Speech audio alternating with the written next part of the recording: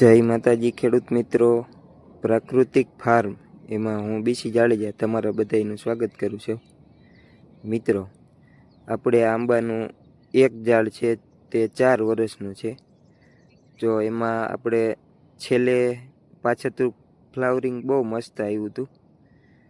પછી જ્યારે માવઠું થયું ત્યારે આપણે છે ને પવન સાથે વરસાદ હતો એટલે આ બધી જ્યાં હરિયું દેખાય છે, જો આ તમને જેટલી જગ્યાએ ત્યાં બધી જગ્યાએ જોરદારનું ફ્લાવરિંગ લાગેલું હતું.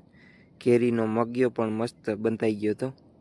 પણ પવન સાથે જ્યારે માવઠું થયું એમાં બધું ફાલ ખરી ગયો છે.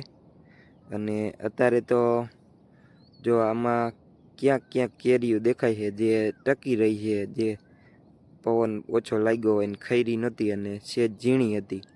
એ બધી કેરીઓ અત્યારે મોટી થઈ ગઈ છે. બરાબર, જો આ રીતે સરસ મજાની કેરીઓ છે. આમાં અત્યારે તો 7 થી 8 જ કેરીઓ દેખાય છે એમાં.